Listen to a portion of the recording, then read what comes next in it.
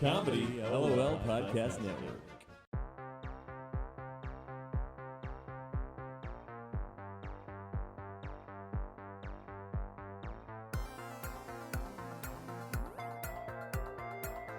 All right, I think we're good. Cool. I'm ready. All right, here we go, everybody. Welcome back to another episode of the Terrible Podcast. We have a quote for you today, and today's quote is from Benjamin Franklin. It's from Poor Richard's Almanac, and it goes, "He that would live in peace and at ease must not speak at all he knows." Let me try that again. Yeah, here we go. Take two in action. Hello, everybody. Welcome to the Terrible Podcast. Today's quote is from Benjamin Franklin in the Poor Richard's Almanac, and it goes, "He that would live in peace and at ease must not speak at all he knows or judge all he sees." I said that wrong again. I'm going to do it one more time, but it's already because I'm throwing an at in there. It's because they spoke so differently back then. You know, I'm so used to speaking like a terrible, we would probably sound like gutter rats to them if they heard us talk. They would be like, "Oh my God, what are they saying?" All right, let's do it one more time. "He that would live in peace and at ease must not speak all he knows or judge all he sees." And again, that's from Benjamin Franklin in Poor Richard's Almanac from 1736. So what I love about this is that I think that there's there's kind of this explanation of you can't. I love the idea of judge everything that you see, because everything that you see, you don't really know what you're seeing. You know, there are experiences and situations beyond your control or what's going on for said people that you're seeing, or animals or anything like that. You're basically walking into a situation where these things have already happened, and you could judge what you're seeing, but you don't know the background story. And even then, you know, there's a story behind that story. And I think that when you give up that judgment and the need to kind of always feel the need to talk about everything that you know or that you think you know, that does give you more of peace of mind. Yeah, for sure. That's the inner peace. That's great that you talked about that, because there's this quote, and I mean, you could use this quote in so many ways, and that's a perfect way to use that in the inner, and that's what I always talk about. So since you talked about that, I'll talk about the way you can use it externally. And it's funny because I was thinking about the external use of this quote, and it's more like kind of if you see a bunch of crazy stuff that's going on around you and you want to speak out about it, you're not going to be living in peace. People are going to be yelling at you and telling you to shut up or whatever it is. But that doesn't mean it's a bad thing. Sometimes you have to speak up. Sometimes, you can't always live in peace. Everything is a cycle. We talk about that in the show all the time. Things go in cycles. So sometimes you got to get that righteous anger and let it be heard.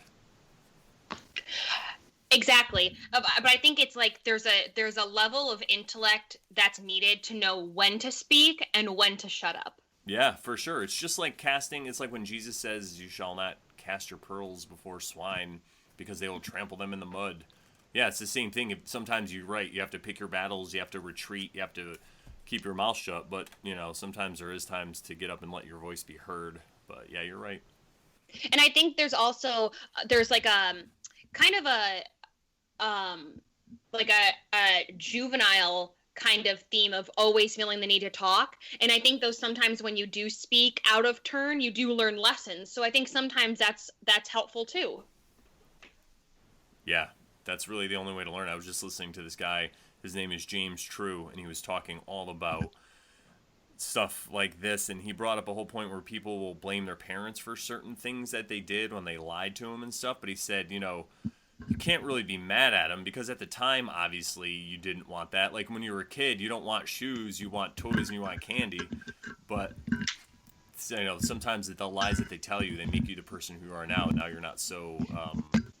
They're just getting you ready for the world, even if they realize it or not. So it's a good way to look at it empathetically instead of blaming people. You can just kind of look at it and go on with your life. Right, and just going back to that position of, even if you're angry, isn't that kind of judging those people? Judging your parents, and that you don't know the situations. You could have been a terror as a child, and the only way you would do the things that needed to get done, eat dinner or maybe put on shoes, is if you were lied to about something like, "Oh, if you don't do that, this is going to happen," Yeah, go ahead. if you're not conscious at the moment, and obviously you wouldn't be as a child, you don't know the actual situation and the reasons behind the way things happen the way they did. Yeah, exactly. And if you were never lied to and never had to experience that, you would have never grown as a person. And even if they did things that were wrong, you just got to learn from it. Everything is a teaching. And I think you have to think, like, at the end of the day, everyone's trying their best. It might not be what you consider to be their best, but you don't know them, and maybe that is their best for them. That's the only thing they're capable of doing. Good point. I'm guilty of that. I have really high expectations for people, and then when they don't meet them, I get very upset. And the reality is they're trying to live up to an ideal that not that they've imposed on themselves, but that I've imposed on them based on the fact that I want them to be better. And then who gets upset in that? Just me. Yeah, exactly. That's right. All right, so let's get into what we're doing today. We are starting a brand new suit, our last suit, the suit of wands. And today we're starting with the ace, or the one. So for the beginning part of the podcast, what I normally do is give a description of the ace of wands. And we talk about initial thoughts, the different parts of it, and then we go into how it applies to different readings. Before we go into the actual ace of wands, though, I want to talk a little bit about wands themselves in terms of what they stand for and the element they're associated with. So we just finished up with pentacles, and their element was earth. The wand is actually going to be the element of fire. And the suit itself focuses on kind of energy, spirituality, inspiration, strength, intuition, creativity. I always think of it about like creative juices in terms of like, for me, like work. That's kind of how I always interpret wands. The negative kind of aspect of it is like these illusions or disillusions you have of things, egotistical behavior, lack of direction or purpose, feeling meaningless. And again, for me, those kind of relate more to career-focused things at times, as opposed to like as a person. And so, like I said, it's the element is fire, so it's going to be associated with the fire signs Leo, Sagittarius, Aries, and normally the people who kind of are wands people are very energetic, charismatic, warm, spiritual, but could be very cold and calculating at the same time. All right, do you have anything you want to add about the wands suit? No, it's just that it represents creation, and like you said, it's fire, so it's when you're getting things done. And you think about another way to look at a wand is just as a staff, like a wizard's staff, or just a magic wand. So it's that creativity. That's kind of what they're talking about when you see someone like Harry Potter that has a magical wand. But you can also use that here in the physical realm, or inside, or in the internal realm, which just means how we create. We always talk about aligning your thoughts and emotions to create action. Well, the creation part of it, that's the wand right there. It's you're out there actually doing it. It could be seen as that. All right, so let's jump into what the Ace of Wands looks like here. So you've got like kind of a grayish background. You have in the center of the card a white hand. It looks like a right hand coming out of a gray cloud. That's also in the center of the card, and it's holding this wand. Kind of looks like a staff. A majority of the wand is up towards the sky from the top part of the hand up to the top of the card, and there's some leaves that are attached to it and some leaves that look like they're falling off of the wand. At the bottom of the card, you see there's like a little river. You see 3 trees on one side of the river, and then you see more of like a mountainous kind of landscape, a hilly landscape on the other side of the river. At the top of this hill, you see it looks like a castle, and beyond that, you see mountains. One of the things I forgot to mention about the hand is it looks like there's almost this white aura coming off of it.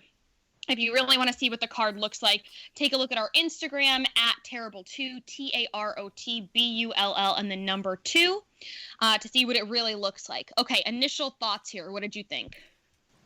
Well, initially it looks like, I mean, I don't want to be too dirty, but it looks like women would be really excited by this card, but men would be like, damn, I feel inadequate. I was gonna say it does look very phallic in nature. Very phallic.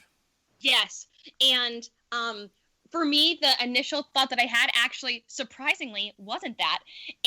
And for me, just looking at it, I kind of felt that it reminded me of like creationism and this idea of like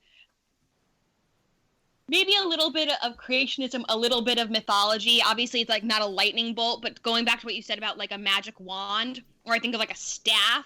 I think that this could almost be like this immortal being kind of creating all of the things that you see before you. And you have an image of all of the different elements here. So kind of like the creation of the earth. Like very inspiring and kind of like almost like a clean slate to kind of create whatever you want. So, yeah. All right, let's... Go ahead. I was just going to say, I like that because that's exactly what it seems like, because it's coming right out of the cloud. So it looks like there's nothing there, and then poof, abracadabra. Mm-hmm. Here we go. Right. And so, okay, let's start looking at the wand itself. So besides looking very phallic, what were your thoughts on it? I love how it's just it looks like it came right off of a tree, because it looks, you can see the light that's still coming out of it. So it's very, very, gives it that earthly plane, like that natural feel to it, which I like. It's not cold steel like you would see from a sword.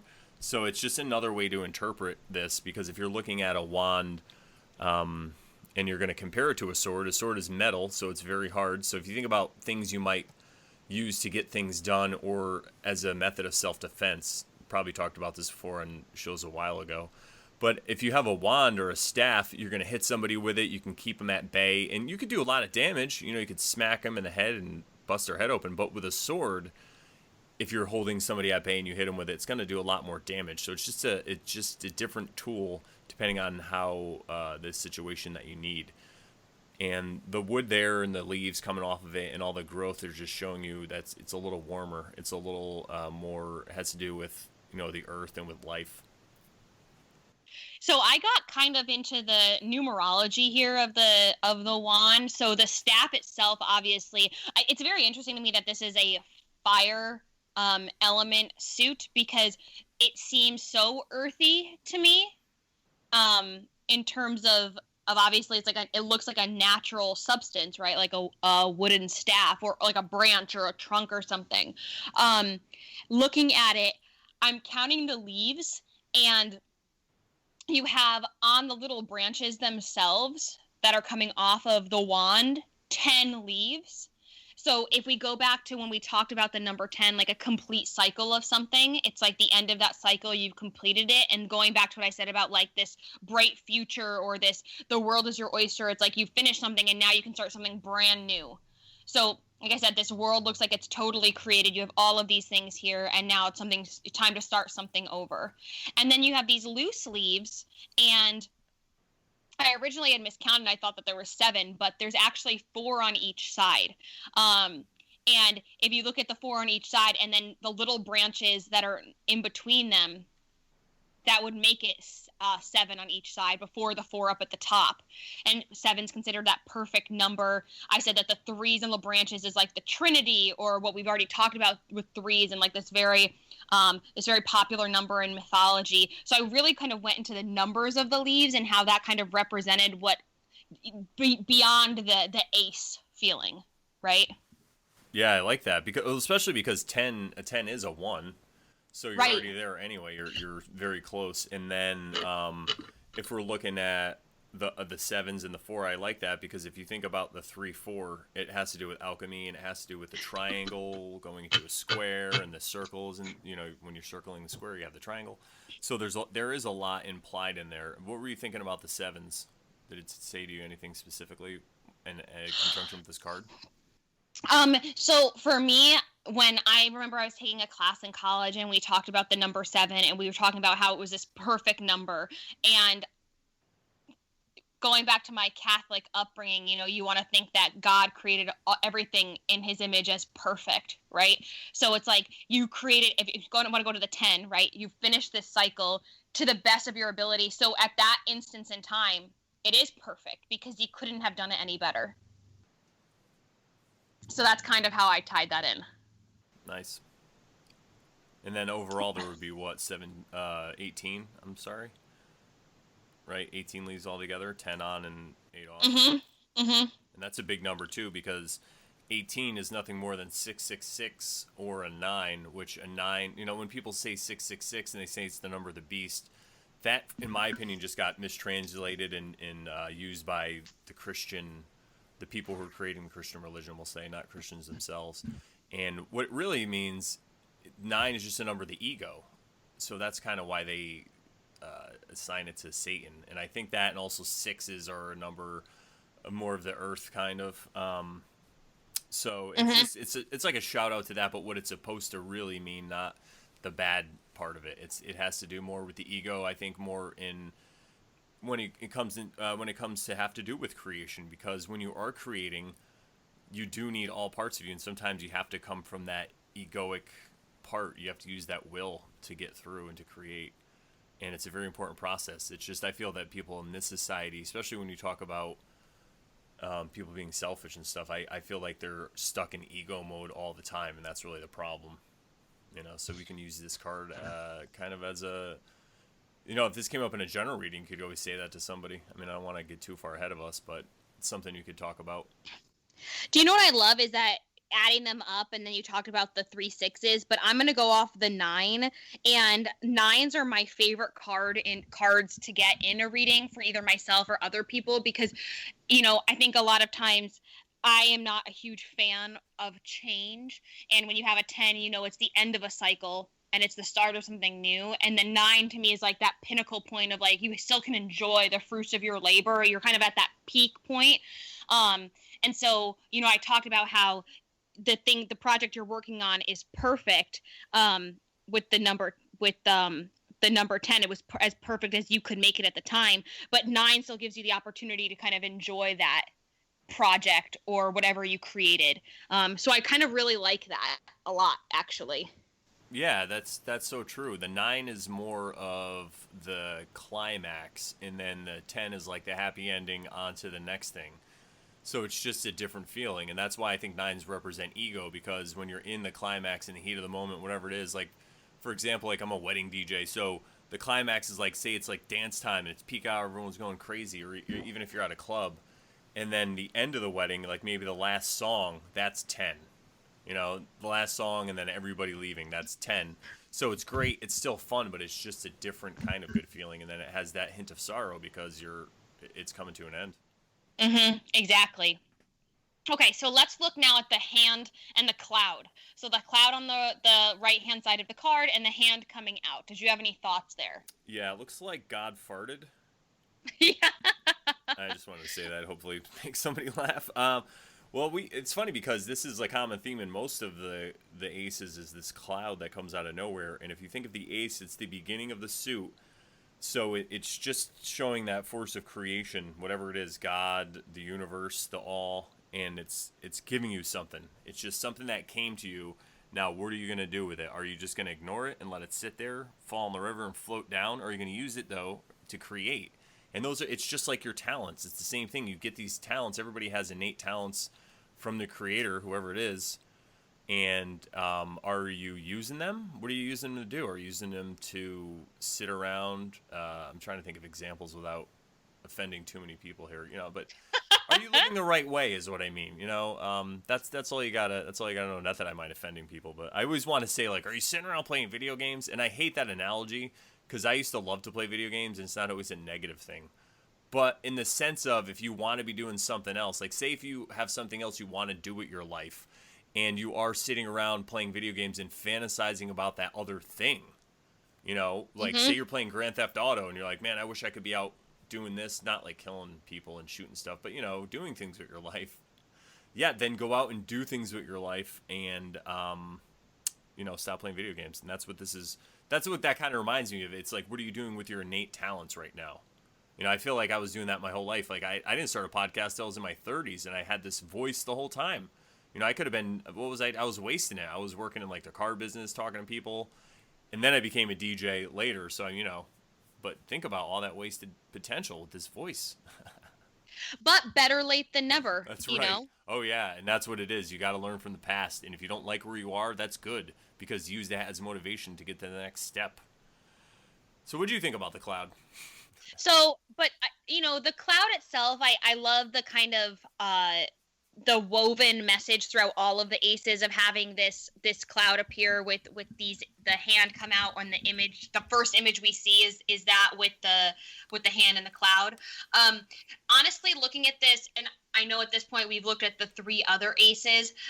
If I'm gonna go with this divine inspiration feeling, I think that there's just this level of cockiness I feel like humans have of like, of course, the thing coming out and holding the staff or the wand that's going to be creating all of these things. It has to look like a human hand, which I understand, like going back to the Bible, it's like we were created in God's image or whatever. But the reality is like, I don't think that there's a person somewhere just hovering around that's this almighty being that looks exactly like a human. Yeah, I don't subscribe to that thought either. I like to use the Hermetic axiom, as above, so below. And in that way, what they do in Hermeticism, they just talk about everything's being created mentally. So that's how we create. So we're a mental creation of the all, whatever the hell that is. It's unknowable. You'll never be able to know. So don't try to say it. And I kind of think, how in the Bible, in the Old Testament, you weren't supposed to say the name of God, so they would make up all these names and they would call him Lord. To me, that's really just an allegory to say that there's no way to point or to say what God is. It's not that you can't say his name, but it is. You can't say his name. It's not that you're not supposed to. It's just that there is no way to describe who or what he is. That's the allegory I like to take from there. So using the as above, so below, and the fact that we create mentally, it doesn't mean that we're all gods in our own right and we are all that can create our own universe, but we create similarly the same way the all does mentally. When we want to do something, we sit there and we think about it. Let me see, what am I going to do today? You sit down and you think about it. You create your whole day. And that comes back to creation, because if you just get up in the morning and you go to one thing to another, and you go from one sense pleasure to the next. You get up, I want to take a shower, then I'm going to eat, then I'm going to have my coffee, then I'm going to smoke a cigarette on the way to work, and then I'm going to get to work and I'm going to do this. These are all sense pleasures. And what you're doing is you're just like a pinball machine, bouncing from one sense pleasure to the other, and somebody else is technically, you're still creating your world, but you're creating it for somebody else and not yourself. So that's just something you really have to be aware of, especially these days. 100% for sure. And just going back to what you were saying about the words for God, I think even the pronoun we use, he, like, we're only capable of so many words, I guess. And we give it to these like he. But the reality is, if there's this energy out there, it wouldn't have a gender. It has both genders. That's the thing, as above, so below. Because just as you and I have feminine and masculine energy in both of us, and we are both mental creations of the all, the all has it within inside themselves too. And I think when they start using the word he, I believe that was just more part of that cover-up. Because in modern religions, in the Abrahamic religions, you could see totally in all of them, they just cut out the sacred feminine. Yes. Totally. You have the Holy Spirit. We'll just take Christianity, for example. You have the Holy Spirit. That's really the feminine. That's the sacred feminine in that trilogy. That's older than Christianity. And then they'll have Mother Mary. So they'll take aspects of the sacred feminine, but they put it in this person. And then they just play this little game. And she's like an ancillary character that, like, she doesn't have full God status or whatever, She's not like a full Avenger. She's like a half Avenger or something. Yeah, exactly. It's like, she's like Hawkeye. She could just shoot arrows real well. She can't, all right. So let's look at the landscaping down at the bottom. What were your thoughts there? Well, we always talk about landscapes and how they represent your journey, maybe your upcoming journey or a journey that somebody went through. And in this one, I would have to say, it really looks like an upcoming journey. I mean, obviously you can look at it any way, but if we're looking at it, whereas this wand just came to us from nowhere, it's this skill or innate talent that we have. ahead you could see that these are different things, like the mountains in the background and the castle and the river. These are all different obstacles that you might have to go over. And then the fact also that the castle's up there on that hill, it could represent where you came from. So now maybe you're out away from the safety of the castle. We always bring that up. But it also could represent where you need to go to get there. And if you get to that castle, you can get a better view of what's going on. But you still have to cross the river to get there, you know. But I also like to use landscapes like this to say, think of one step at a time, one day at a time. That's how things are created. It's just like the Masons, Freemasons. They have steps. And every time you go up a step, you're another degree, and you learn another thing. It's a stepwise progression to learn knowledge. And if you use that analogy, it's just if you want to build something, it's the same thing. You just have to do the first step. Like when we wanted to build this podcast, what do we do? Did I call you and say, hey, let's start talking? No, we sat down. There was Excel spreadsheets, there was conversations. And in that same way, and we use our masculine and feminine energies and came together. Now, if you're just a single person, you just have to go within and do the same thing. And so that's kind of what that would represent for me. What about you? For me, kind of going back to my initial thought of what the card meant, it shows that the combination of all of these elements giving rise to this castle, which is this idea of civilization and honestly, even like advancing technology, of coming up with a way to create said castle using all of the different elements together, all of these different aspects of your brain, your personality, or even other people to come together to create something like that. And I'm looking at it, it's like very natural on the right-hand side of the card down at the bottom. And then it obviously with the castle looks a little bit more urban, if we want to call it that, with just the castle. But I like the idea of that transition from this like very archaic state culminating then in this castle at the top of the hill. Yeah, I like that because you're right. If you want to build the security that you would have with a castle on top of a hill, you have to do a lot of work to get there. So whatever that security could represent for you in your life, whether it be financial security, like physical safety, safety of your family, or just, like I said, financial happiness, so you don't have to worry about, losing your house or whatever. You have to work toward it and build that castle on the hill, just like Ed Sheeran said. It's the castle on the hill. There's this series of paintings. I worked at the New York Historical Society, and it's called The Age of Empire. And honestly, the bottom part of the card really reminds me of that. You have 5 stages in this evolution of an empire. You have this natural stage, you have this archaic stage, you have the culmination, you have the destruction, and then you have the desolation. So when I see this castle up at the top, it almost reminds me it's like the culmination of the empire, where it's like everything is grand and great, like the Pax Romana, and then you have this slow decline before it starts all over again. Like the United States? Whoa. Got a little meta there, right? Yes. That's a different podcast. Okay. Any final thoughts on the different parts of the card before we move on? Now, the only other thing I was going to say was maybe talk about that river again, and that also could just represent other possibilities of journeys in your life, or, other possible paths. You can get on that river and go to a different place if you have to. And also water represents emotion. So with a river like that, sometimes you have to remind yourself that you don't always want to go upriver. Sometimes you have to fight that battle, but a lot of times it's easier to just go with the flow and go with the river. And then sometimes pick your battles. Like we were talking about earlier, you got to pick your battles, know when to stand up and go against the current, and know when to judge and make your opinions known. Exactly. All right, so let's say this card came up in a generic general reading. What would you say? Well, I would tell the person that it looks like it's your time to create something new. So either you have an opportunity to create something new in your life, or maybe this is just showing you that you have a talent that you might not be. So a lot of people, for example, I'll just use my own example.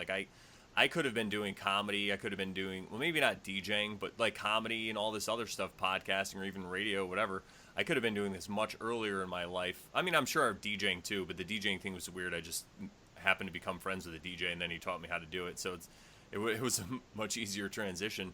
And maybe that's why it worked. But, you know, my whole time, I think I was just kind of like doubting myself or second guessing. And there was just voices in my head that were just saying to me, you know, or why don't you just go do this or do that? And then that's really what we have to overcome. You know, it's a battle, but first you got to battle yourself and the voices within yourself, because we talked about this before, how a lot of these voices in your head come from when you're growing up. Your parents tell you things, people tell you things, and then kind of like as a safety mechanism, your brain repeats it to you, so you remember, hey, you know, don't touch the stove because it's hot and all this other stuff. But the problem in this society is not only truth gets told to us, but there's also other kind of lies or things that people tell us that will make us fit into society. So people will sometimes they will tell us to curb our behavior because it's not, you know, it's not acceptable in quote unquote society. So a lot of these times, and you know, you can't really blame your parents or people who are doing it, because they're running off of the same program. The same thing happened to them, and they just have this voice in their head. So they're worried. So they're just drilling it into you, and now you have this voice in your head. And the only thing you can really do is to become conscious of it. And then when that voice comes in, you can laugh at it. And I mean, I've been working on this for years, and I still battle with that all the time. So this is just something you have to be conscious of, and you have to be really aware of that self-talk, because that's the first thing that will destroy you, that will rip you down. This is why people who are successful are successful. Some of them, people will be like, oh, they're narcissists, like Kanye West. Yeah, he might be a narcissist, but you know what else? If you ever watch anything about he always says how he would never take no for an answer. He was like jumping up and down on Jay-Z's desk, you know, screaming Jesus walks, that lyrics to that song or whatever the story goes. But, you know, so he felt he was the greatest. And now some people say he is. And I mean, I'm not saying he is the greatest, but if an argument could be made by millions of people that he is the greatest, I mean, damn, he did pretty well, you know, for himself. So that's what it takes. You have to have that drive. And I'm not saying that drive alone will get you there, but that's really important. That drive will get you places. I'm telling you about it. I'm telling you. You know, I'm watching the ESPN documentary, The Last Dance, which is about the 90s Bulls team, and they only have aired 2 episodes, but what you were just saying, that rings true also for Michael Jordan. It was like he wouldn't take no for an answer. He's like, I want to be the best, and then he became Bulls. the best. I thought you said the Bulls. I'm sorry, the Bulls. The Chicago Bulls. The Chicago Bulls. Oh, there you go. It's just because we were on Skype, yeah. I'm like, Bulls? I thought you were talking about bowl games, like football, like the Rose Bowl, and then you said Michael Jordan. I'm like, Michael Jordan doesn't play football. But yeah, anyways, that's right. Michael Jordan wouldn't take no, even when they said, give us our money. He said no, and then they killed his father. Sorry, that's a whole other podcast. Yeah, look into that, everybody. Look into that one. Well, they haven't gotten there yet. No, I know that's just a rumor anyway. I have no evidence of that. Terrible rumors. They were saying that you know, he got hurt. He tore his meniscus after his rookie year in the NBA, and they're like, you can't play, and he was like, no one's telling me I can't play. So he like went back to his college and just started playing. And then when he was finally brought back into the NBA, when they're like, okay, you're all healed, he's like, I've been playing for weeks. Like, because no one's going to tell me I can't play because I want to be the best. And you watch it, and it's like, it's just incredible, you know, when somebody has that kind of motivation. Yes. And so exactly. For me, looking at this card, going off of what you said, I think a lot of times there's so many fears by people to put themselves out there because they feel like they're not going to be the best, or they're not going to be accepted, or their idea won't be liked, or it won't be the most creative or the funniest or whatever. And I think the reality is, like, everyone has those same fears, but the people that put themselves out there, they're not going to be winners 100% of the time. Michael Scott from The Office quoted Wayne Gretzky and said, you miss 100% of the shots you don't take. Very true. And you have to, see, that's the thing. You have to be willing to fail. Failure, that's the reason why people in this country up until a couple months ago did so well, because they weren't afraid to go out and fail. That's what makes us so different than the Japanese culture, because in the Japanese culture, if you fail and you're dishonored, it's like the worst thing ever. And I'm not saying like, you know, I think there is something to be said for having your honor, but they just look at it, I believe, in the wrong way. I think honor has more to do with living in conjunction with natural law and helping, you know, people and living that lifestyle. But that's the thing. You could go out and try a million times and you could keep failing and getting back up and getting back up. And that's what you have to do. That's the story of any stand-up comedian. Any stand-up comedian that you like, if you're listening to this, you know, name them all, like Louis C.K., Dave Attell, Dave Chappelle, all these, you know, voices of people you hear, they were comedians for years and they sucked, and they'll even tell you. You know, Bill Burr, he's a really big comedian right now, and he tells a joke about how one of his opening jokes used to be like, "Hi, I'm Bill Burr. My name is Tim. I have a brother named Tim Burr," or something like that. Had to do with it. Like, that was his joke. He's like, "I used to tell that piece of shit joke," but that's what it is. You just gotta get out there and keep failing until you succeed. Mm-hmm. So I would say, looking at this card, it's almost a card of empowerment for the person that you're giving the reading to. Like, trust your instincts, and it might not be the best, but the more you put yourself out there, the easier it becomes to put yourself out there. Yeah, for sure. You're right. The more you do it, like just like comedy, I'll bring it back to that because I do stand-up comedy. The first time I was up there, I was shaking. I was so nervous. And now I go up there and I'm like, fuck, I didn't write half of this joke. Now I'm like, I go up there and I'm like, I have all these things I have to do when I do like an open mic, for example. You know, show's different, obviously, a show I'm prepared. But the first open mic I ever did, I was shaking, and I was only in front of other comedians, but I was shaking and I was nervous. And now I get up in front of other comedians. I host open mics, and I just sit there and, you know, talk shit about JFK or what, I don't know, just ridiculous shit. And that's what it is. You just get comfortable doing it. It's like butt sex, everybody. I've heard. Yes, and speaking from example from past history, I can tell you that is exactly truth. No, I'm kidding. My mom listens to this. Yeah, I'm just throwing in all the jokes today, everybody. It's the thing today is like the shock and awe, like butt sex. What did he just say? I don't know. It's a good analogy, I guess. I don't know. I think that sometimes all people need is a little bit of push, right, to like actually move forward and do something. So again, just going back to the general reading, that's what I would say. Now let's go to a relationship reading. Obviously, you know, if you're single, we can all guess what this card could represent as what you told earlier, your initial thoughts here. Looks like you're getting some, lady. I think if for a relationship, though, no, if we were, I mean, that could be that. It could mean that, or it could just mean you're gonna meet you know, if you're a woman, you're gonna meet a man that's like, or if you're a man, you're gonna meet a woman that is as strong and has this creativity inside her. But it could also just have to do with your path. You know, when we talk about relationships, I think they're just really so misunderstood. People in this society feel like if you're not in a relationship, then there's something wrong with you. And to that, I would have to say most people that I know that are in relationships, well, not most people, but let's just say there's a certain amount of people I know that aren't happy in those relationships. It seems that they're just there because they're comfortable. Obviously, not most people. That's like it sounds, but there are a lot of people that get along and they have a great relationship. So I think that if you have to take the time to work on yourself to get to the point where you could be in a relationship that you're actually proud of, I think you really have to love yourself. I just said this on a show recently on a podcast.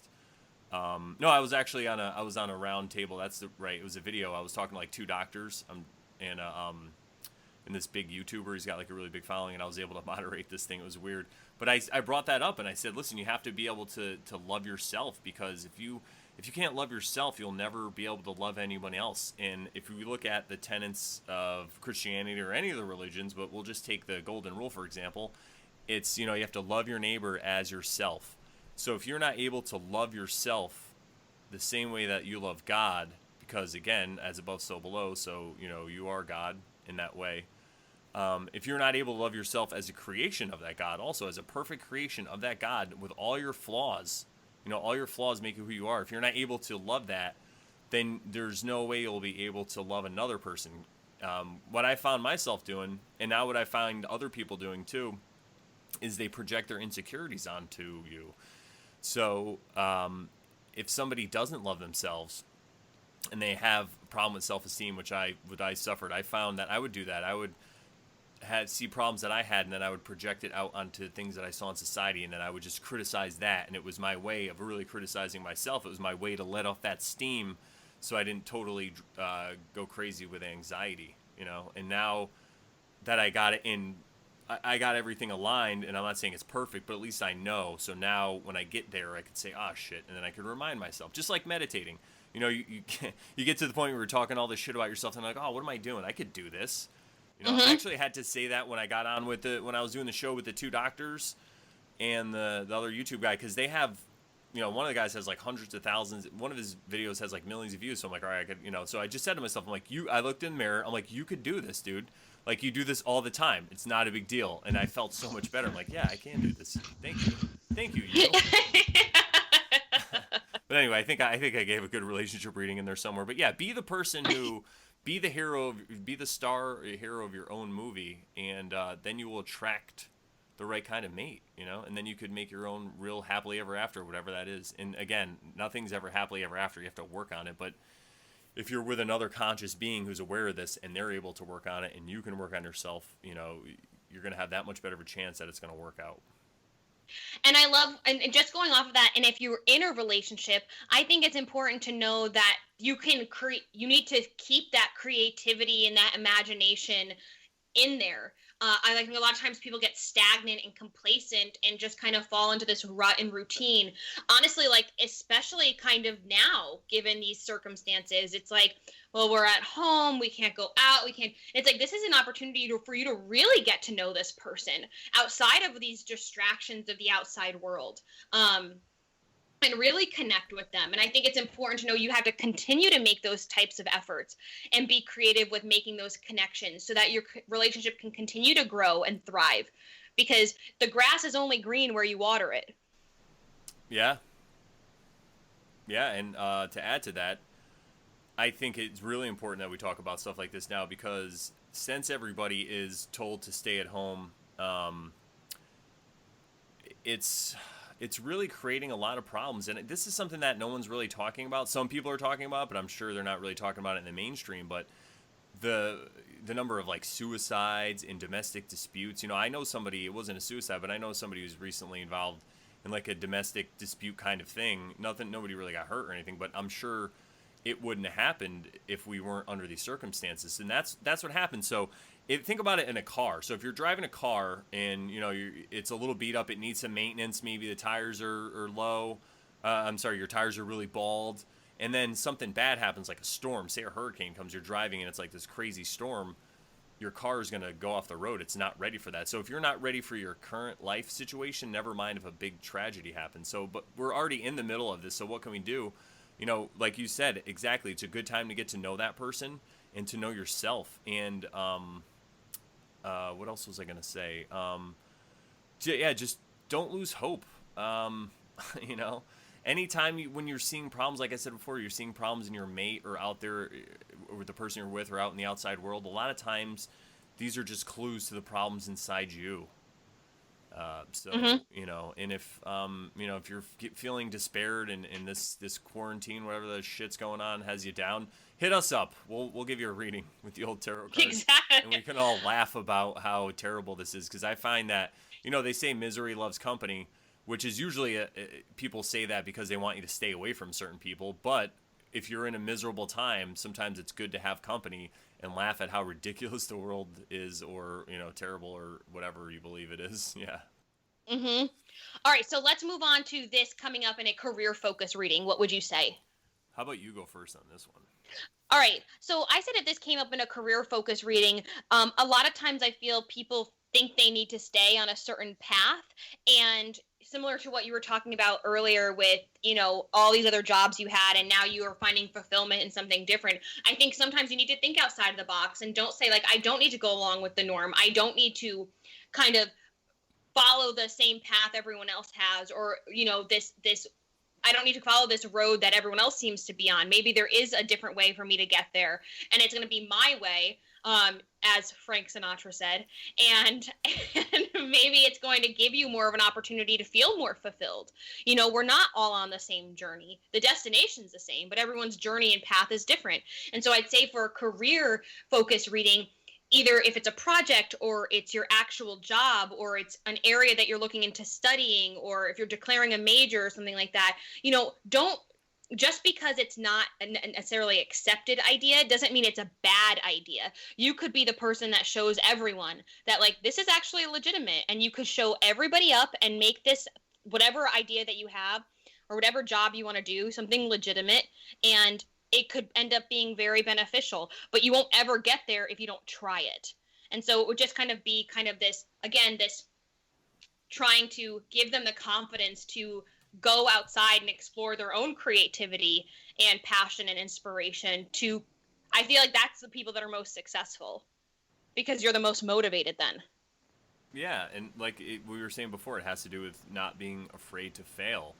It doesn't matter if you're a failure. If you're a failure is just you tried. And people that never failed, it sounds corny. Everybody says it, but it's so true.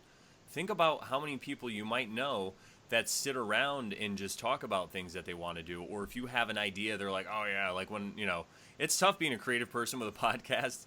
You talk to a lot of people are like, wow, you have a podcast? But if sometimes you'll say to somebody, oh, I'm thinking about starting a show or a podcast, and they're just like, oh, why would you do that? Or what, what's that? And you have to remember that all that negativity, it's just stuff that they're working out. And to bring this back to a career reading, you're right. We all are headed to the same destination. I hate to spoil it for you folks, but we're all going to die. In fact, we are already dead. If you look at the fact that we're already dead, and now you can live your life, every day is a gift. Because think about it. We technically are, our experiences and our whole journey on this life is already written. We're already dead. People are trying to make technology to live forever and stuff like that. Maybe one day, but it's only going to be the very rich and elite. And I don't think we want to live forever. I think there's a reason why our life expectancy is the way it is. So with that in mind, with the fact that you're going to die in mind, you need to let go of fear. It helps you let go of fear.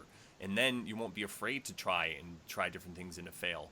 Because like I was saying before, when you're creating, earlier in the podcast, when I was talking about how when you wake up in the morning and you eat, and then you get in the shower and you go to one sense pleasure to another, and what you're doing by then is, yeah, you're still creating, but you're creating for whoever has you set up on that path. So if you're on that path and you go to work all day and you're, whatever it is you're doing, say you're a secretary, so you're answering the phone all day for this person. So technically you are contributing to somebody else's dream, which isn't a bad thing. Like, again, these are all not judgments. We're not trying to judge people. If this is what you want to do in your life and you're happy, by all means, please do it. But if you're somebody who's doing this secretary job, right, and you're sitting there, but you're not contented with it, like I know people who are janitors and they love it. That's fucking great, man. And there's nothing wrong being a janitor. My dad's a janitor. He'll kill me. But no, you know what I'm saying? Like, it's a good job. There's things you can do.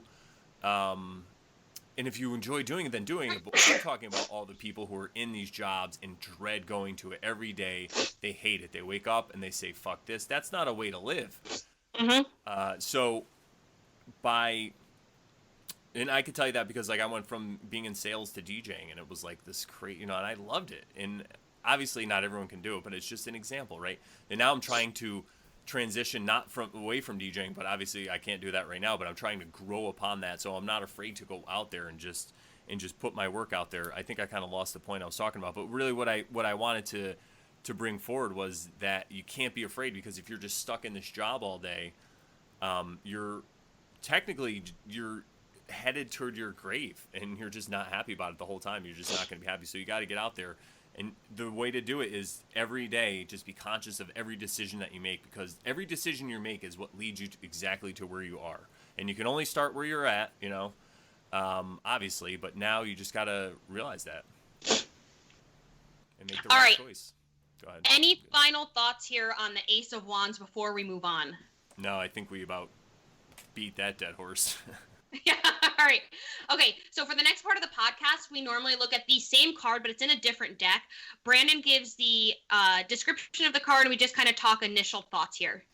All right, today we're going to be talking about the Ace of Wands in the Aleister Crowley Thoth deck, and this deck you can check out. It's going to be on our Instagram at Tarotbull2, TAROTBULL, the number 2 on Instagram. Also, remember, you can check out our website, tarotbull.com, TARTUBULL.com. If you're not listening through there, you can find us on iTunes right there. And this card, I always say I love this card. I say it for every card, but I do. I don't care. It's my show. I can say what I want, all right? It's our show. I could say what I want. I was talking to the listeners, not to you, Ashley. I would never speak to you that way. So this card, it looks like the top of a baseball bat exploded in flames, and somebody that was on acid had to draw it. That's the way I can explain it. You got a red background, and like I said, there's this. It's supposed to be the wand, but it looks kind of like the top of a baseball bat, and that is in yellow with red in it also. And then you have all these yellow, red, orangish flames in different patterns coming out of it, and then coming out of from behind where this wand is, there's all these different, looks like green lightning bolts. And like I said, go check it out at Tarotbull2 on Instagram. So what did you think about this initially? So I'm going to be honest with you and say I thought that looking at it,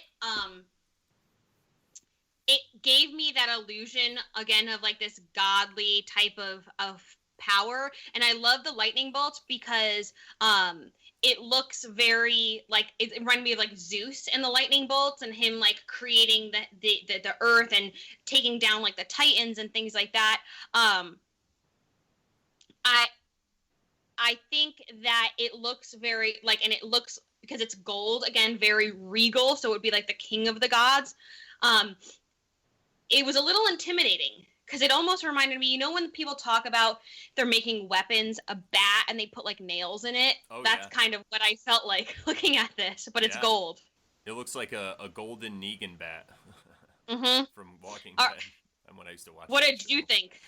I think it looks like a Negan bat. Yeah. It looks like he's a character on The Walking Dead, or was. I don't watch it anymore. But anyway, I like it because it really reminds me of, we were talking about how the Ace of Wands in the wand is that instrument of creation. This is like so in the Ace of Wands and the Rider-Waite, it's like they're presenting it to you. They go, here you go. In this one, this is like it's like in full motion.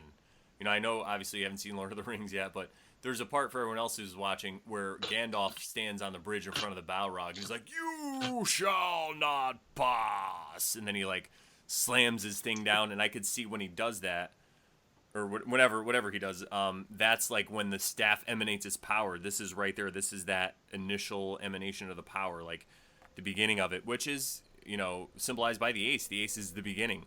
So instead of somebody being handed the wand, they already have it and they're about ready to use it. Like they're a master already, and they're just coming back through the cycle. And they're like, every time they have to use it, you start at the ace. You go, here we go. We start at the one. You know, I feel like you always give way more insightful views on this, on these cards than I do, because I feel like I'm always like, Well, to be fair, I am the one who suggested we use this deck, so it's a deck that spoke to me early when I got into the tarot, and, you know, so...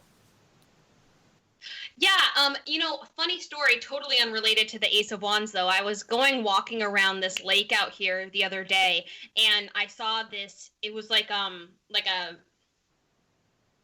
Winnebago type thing, and in the window was the card of the Lovers from the Thoth deck.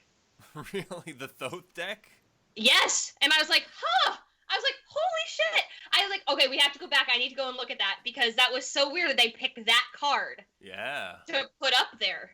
That's great that you saw that too. What a bit of a synchronicity, huh? Exactly. And I was like, wow, what are the odds, you know? Also, like, again... podcast. Knock on their Winnebago door. All right, so yeah, just looking at this, I think one of the other reasons I'm not particularly fond of this card is I feel like the red is so aggressive for me. Yeah, I hear that. Red's always been like a favorite color of mine since I've been younger, so... But no, I get it, man. It really is. This card is just, like, out there, and it's speaking to, especially for an ace, it's just, like, really in your face. In your face with the ace. I think it'll be very interesting to see what the other cards in this suit look like in this deck, because there's a color scheme for a lot of the other suits that we've looked at so far. So I'm wondering if this is going to be very similar to that. Yeah. Guess we'll have to wait and find out, everybody. So, okay, we can go on into our dive into the zodiac here, but I feel like we've already talked for a pretty long time, so we could either make this a real long episode or wait till next time. Well, how about this? We have been going for almost an hour. We don't have to end it now, but we don't actually we don't have to start with the zodiac. We can always talk about something else if you wanted to. Because like last week, we gave our opinion on what was going on, and a lot of people listened last week, so maybe we should like talk about our lives or give an update or something like that and see how that goes. Yeah. I actually just had a reading from a friend of mine gave me a reading. I want to give a shout out to Lee. Guess we can call her Lieutenant Lee now. And she's one of our biggest fans. And we actually did a podcast. So if you're listening to this and you want to check it out, it's on the Brandon Bonanza. It's on the ComedyLOL.com feed. So if you go to ComedyLOL.com and click on podcast, you'll see it there. I think I named it Lieutenant Lee was the name of the episode. And we talked about, she was in the Air Force prior, the Air National Guard. She was enlisted, and then she went through officer training school and became a lieutenant. And she's somebody also who teaches yoga. She does tarot. So it's really crazy to see somebody in both aspects of that. You know, someone that's in the military, but yet also is a yoga teacher in tarot deck. And it's not like they're just in, you know, it's a career. She just became a lieutenant and she wants to fly. So very interesting. So what was in your reading, and what did you have a particular concentration or focus? It was just kind of like a general reading. Most of all, I'm trying to think. I can't really remember the cards, but it was a great reading. It's because she used a different deck, and one that I wasn't really familiar with, but it had what was it? It was like had to do with the universe and space and stuff. I forget the name of it, but it was really eye-opening for me. It was great. I love to hear other people and what they have to say about the tarot, because while I'm listening to what they say, I can also use my interpretations and fit it in to see how it works in my life. And I think that's really important for people to do whenever you get any kind of advice or any divination especially. Those cards are really speaking to you. The person is just there to interpret, to kind of help. It's like they're like a seeing eye dog, and you're the one who has to get to where you're going. They're just able to help you see a little better. So, but to have somebody to do it for me, it was great. And I wasn't sure because she said she read, as she was talking to me, she was reading a little bit, but she was also going off her memory, and she has a really good knowledge when it comes to this. So, but I don't know, I found it really refreshing, and it helped me helped me focus, I guess, on what I needed to do. And it was really all about cycles ending. And I do remember that 2 8s fell out of the deck while we were talking, while she was shuffling them. And she likes to talk about cards that fall out, kind of like we do. And for me, that was really kind of for both of us. You know, I told her it's like because you have 2 different cycles, and the way that life works, it's you know, there's always a cycle. It just depends on where you are. And then 8 and 8 is 16, and that's 7 in numerology. So you know, it's just like we were talking about before earlier with the 7s. 7s are really good numbers. But I'm trying to think exactly what the reading. You know, like I said, it was more about things ending and then having to find something new. And that I kind of put that to where my life is right now, because I'm working on morelawsmoreproblems.com, and I'm working on all this stuff where, like I said, I just talked to a couple doctors, and we did a show, and I'm also working on like videos and all kinds of stuff to try to sustain myself by speaking truth. I kind of want to be like a little bit of a reporter, a little bit of like a tarot reader, like a wizard kind of person, you know, somebody who could just comment on things that are going on, but then also somebody who can give advice and use my own life experiences and how I got to where I am and apply that to the problems that we see today. And that's kind of what I do. So if you're listening to me here now to this podcast and you don't know about my other stuff, it's at morelawsmoreproblems.com. I was in the Marine Corps for 4 years. I was active duty. And then after that, I got into sales for a while. I did that for about 10 years. Then I got into DJing. Did that for about 10 or so years. Now I'm getting into comedy. I got into comedy probably about 2014, 2013. So, yeah, if you're interested, go check that out. Have you had any readings or anything lately with the tarot? I did a reading the other day for a friend, and then I sent you a picture of the reading I did for myself, where I just laid out all the cards, and I was like, I just wanted to be a general reading. I didn't have a particular focus that I wanted to think about or anything like that. And what ended up coming up, I thought it was just so crazy. I just did a simple 3-card spread, past, present, future. And my past card was King of Pentacles, and that was just the suit that we finished up with. And then present was 5 of Pentacles, and future was a reversed 7 of Pentacles. And I think back to my life in the past several months, like probably 6 months, 7 months, and how different things are for me now and how much things have changed. And I look at the financial security I was once granted and once had, and how different my life is now in terms of not having that and kind of having to rely on my own self and work to pay for things. And I think what I really got out of it was I'm one of those people that when a card comes out reversed and I know what the meaning is reversed and I know what the meaning is when it's right side up, and I'm like, I just want it to be right side up. I really wanted that 7 of Pentacles to be right side up.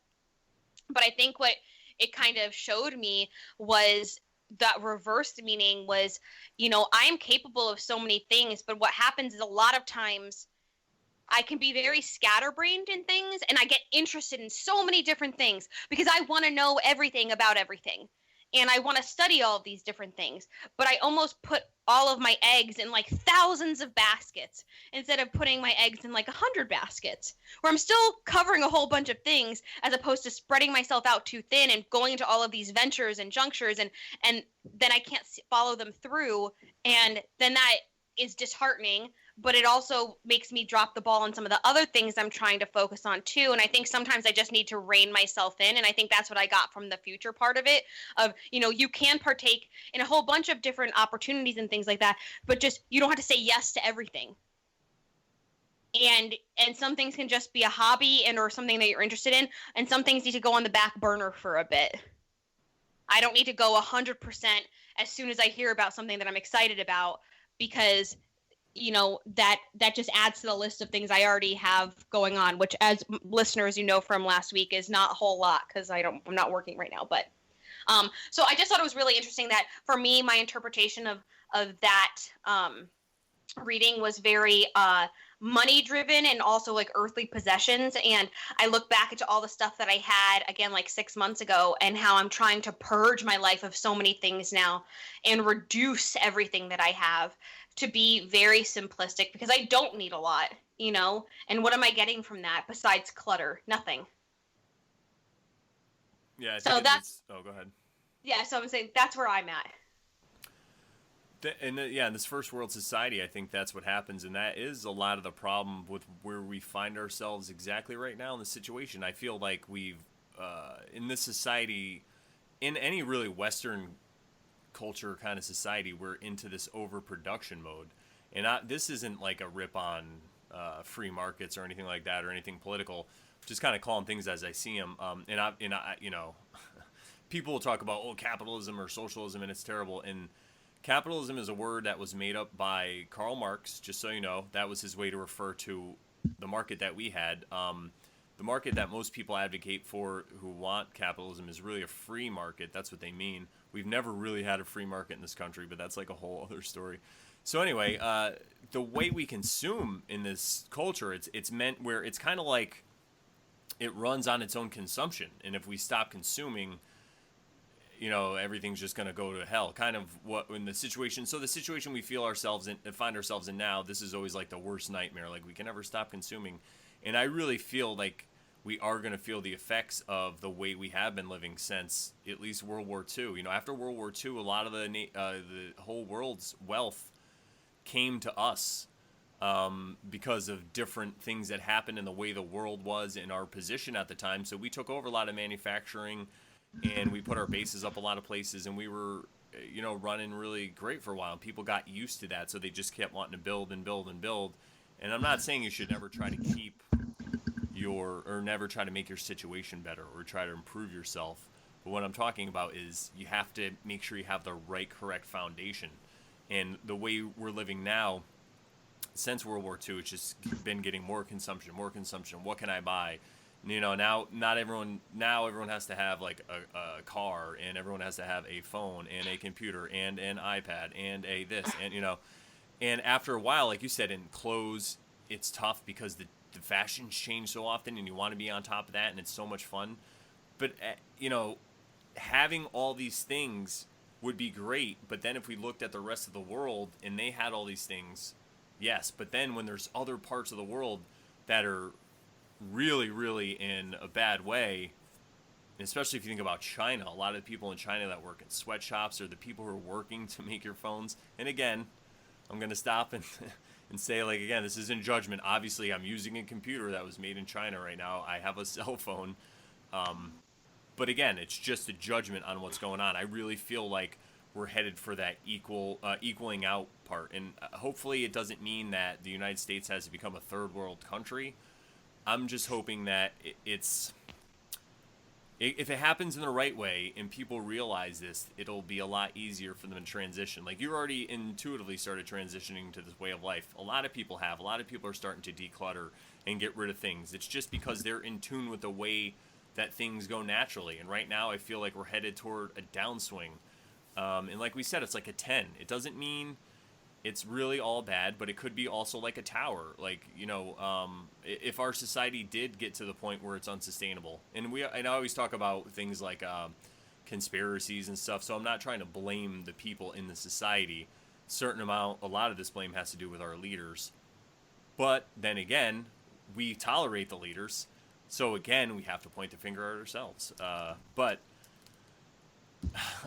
I think that if we can look at the cards like the tower or like any of the 10s and realize that we're in that part right now where things are probably going to change, we could be conscious of that, and we can change them in the way we want, and we can remake them better for ourselves individually, instead of letting somebody else, just like I said at the beginning of the episode, when you get up and you're going from one sense pleasure to another, there's somebody else that's benefiting from that. Well, if everybody in the world is living off that program because of fear, or most people, then yes, there are people who are benefiting off of that.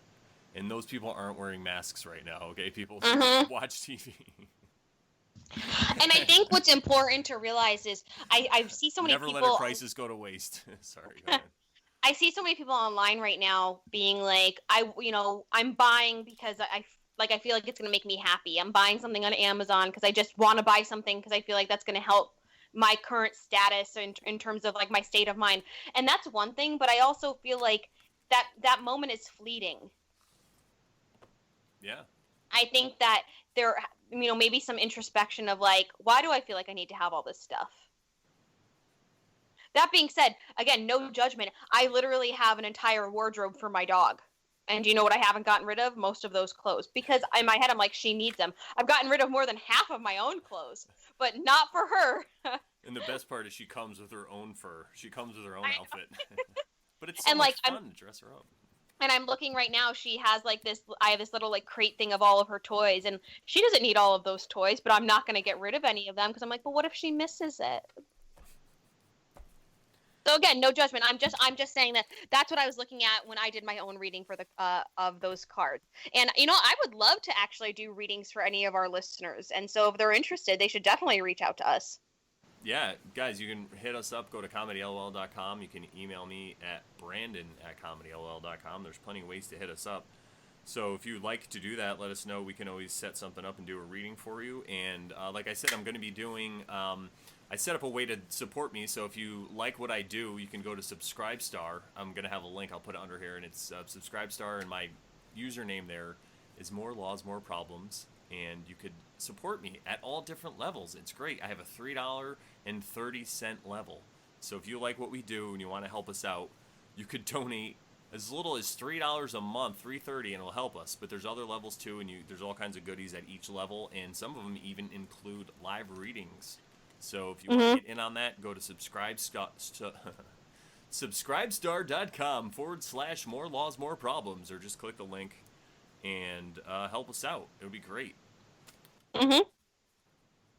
So next week we're going to talk about the Two of Wands, and maybe we'll finally get into our astrology dive then. We'll see. We always have so much to talk about. If not, maybe we can always do a bonus episode or something like Yes. that. Yeah, oh, there we go. All right, now that we have all this free time. All right, everybody. Well, thank you for listening to the Terrible Podcast. I was like, what show am I ending? I couldn't think of Yes. the show. I do. Thank you for listening to my show, everybody. I hope you loved our show. And if you want to see more, go to comedylol.com. You can support us there all different ways. Or you can go to terrible.com. If you don't listen there, go check us out. Leave a rating, leave a review, like this podcast, share it around, tell people about it, put it on Facebook, put it on Twitter, wherever you got to do. Share it. Say, hey, I've been listening for these guys forever, and they're the best. They're so funny and give great advice. Tell them whatever you got to do.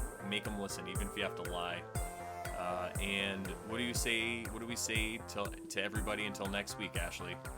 Stay terrible.